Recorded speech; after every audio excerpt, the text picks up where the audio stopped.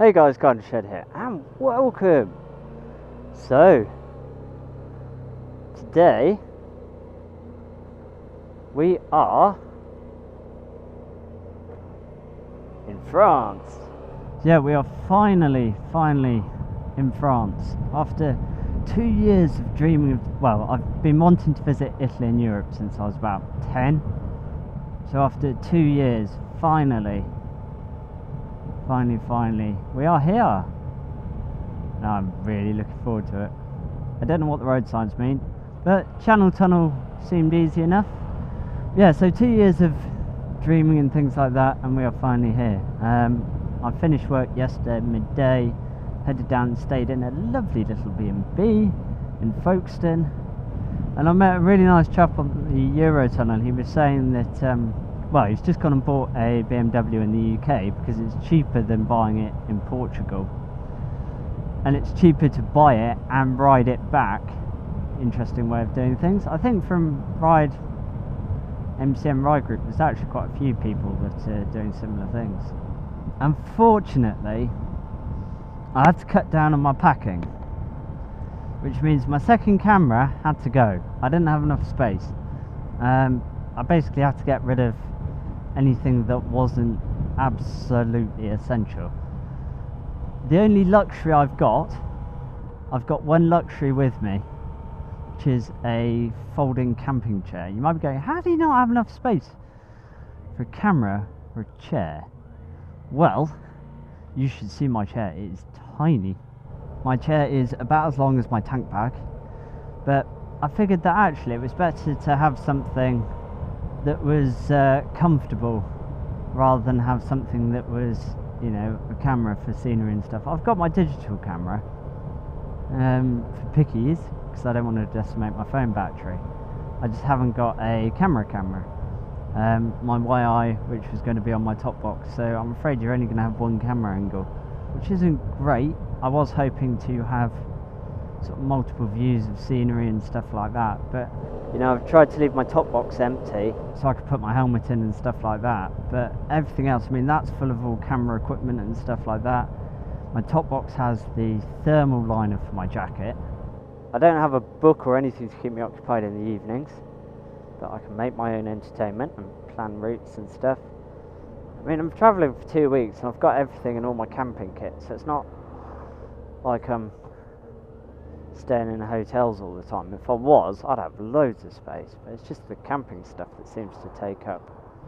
Right, anyway, I'm going to turn off the camera and I'll see you close to Champagne.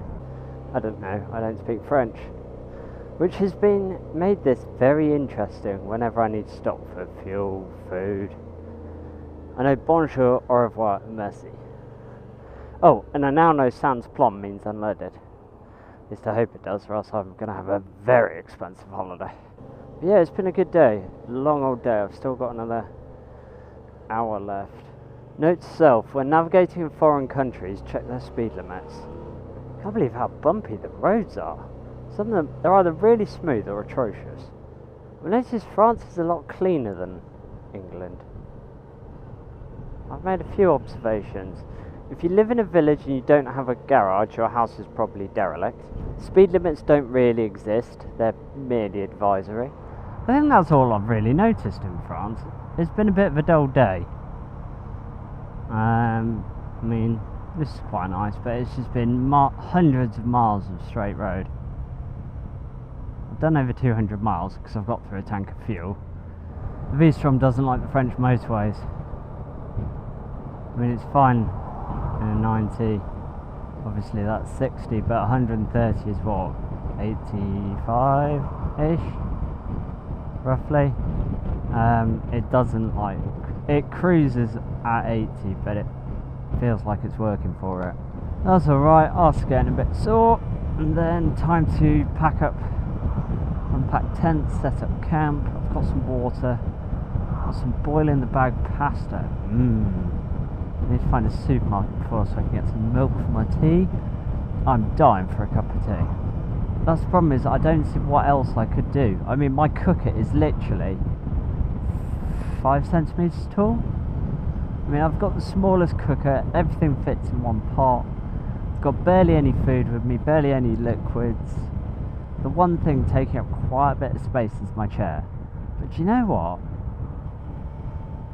After a day in the saddle, it's actually nice to stretch your legs and have a nice sit down. I'm bored of French speed limits. How can you have a national speed limit of 50 miles an hour? So it is day 2 and I have no idea where I'm going. All I know is I need petrol and everywhere seems to be shut on Sunday. I tried to do a self-service thing. The problem is I don't understand the instructions because I don't speak French. Oh shit, right hand side, right hand side.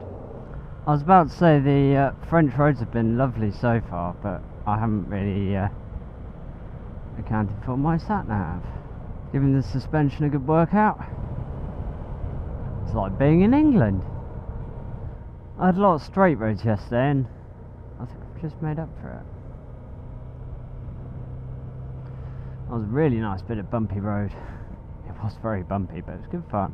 This is a world away from the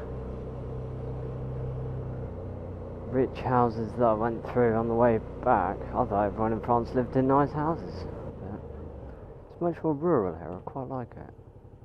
What a lovely stretch of road. I'm trying to sort of switch my camera on and off to make the memory cast last a little bit longer. Yeah, so far I've just had really nice roads. It's currently 11:30, so I've been on the road for 3 hours. I've still got another 4 hours left. It's been a very, very long day.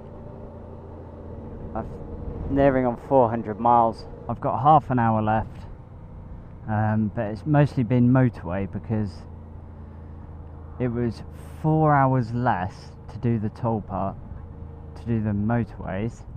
4 hours less to do the motorways than it was to you go through a series of tunnels and yeah, rather than going over a mountain, there must be 30-40 tunnels at least, some ranging to 3 kilometers long. So yeah, speed limit's very slow compared to what you're used to in the UK. I mean 60 kilometers an hour, but look at the view. You can understand why, can't you? I would love to stop and take pictures, but I'm so tired. I've done about 400 miles today. My new rear tyre is already squaring off. I've just been 400 miles of motorways just to make it easier. Like I said, I'm absolutely loving this, but I do quite want to just get to my hotel now. I'm guessing we're going all the way around. You see, I've still got my sat-nav in kilometres and my speedo in miles an hour, just because I want to know how many miles I'm doing. I can't really operate on kilometres. So I've been doing 50 miles an hour in an 80, and sat-nav says that's about 74. But it seems to actually work alright. I don't get overtaken. It gives me a bit of a buffer in case I'm speeding. Everyone waves here. You have to do the whole sort of 2 fingers out on your left hand side, but everyone waves. And like, if they see you in a lay-by, they'll stick their hand in the air and wave as they go past. And considering there's so many bikers, it shows just how miserable British bikers are. I genuinely can't see the top of that through my helmet. So yeah, camping last night went really well. Wow, I bet that paraglider's having fun. As far as main roads go, this isn't too bad of one, I suppose. So, I've now got 2 nights in the same hotel, which will be absolutely brilliant, because it means I can take off from my tent, my panniers, and everything, and then I can ride the Suston, the Grimsel and the Furka. Closed? What? Suston Pass is closed. Well, that just sucks. They love putting roundabouts in random places. I mean, why? Just why not put a junction in? They did that when I was in full tunnel touring mode. I think I've been on the same road. It just sat-nav said something like straight on for 100 and something kilometres. So I was bimbling along as you do when you have 100 kilometres without a turn. Came out of a tunnel, round a corner, and bloody roundabout there. No road signs. I honestly swear there were no road signs. Oh wow. Look at that. Look at that for a waterfall.